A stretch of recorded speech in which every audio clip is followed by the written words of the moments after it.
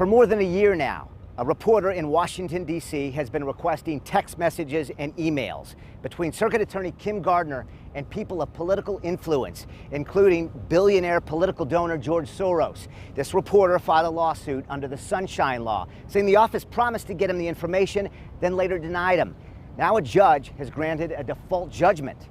Greitens talked via Zoom with me today about this fight he believes will answer who was behind removing him from office. For over a year, she has ignored the law, and finally, the judge demanded that she turn over her communications. 2 years ago, Greitens' criminal lawyers repeatedly alleged powerful people wanted the then governor prosecuted.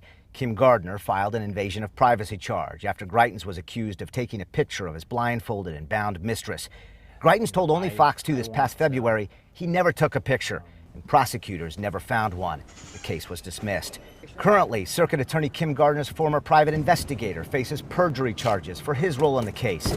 Greitens has called it a conspiracy to overturn his 2016 election.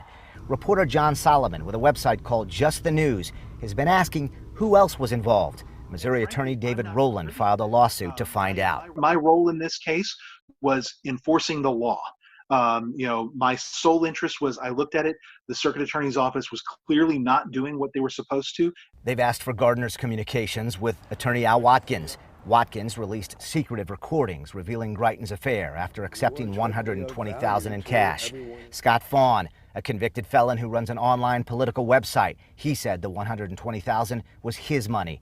Also, communications with lobbyists for the low-income housing tax credit, an industry that lost millions after Greitens eliminated the program. And George Soros, a billionaire who financed a committee that gave nearly $200,000 to Gardner's 2016 campaign. Tough on crime. And paid for this commercial. As far as the court's concerned, the Circuit Attorney's Office did engage in 4 separate purposeful violations of the Sunshine Law. The good news is that ultimately he will get the records to which he's entitled. We still haven't to this day had the Missouri legislature do a full investigation of the people who paid over $120,000 in cash bribes to people who lied about me. So it's good that the judge has stepped in.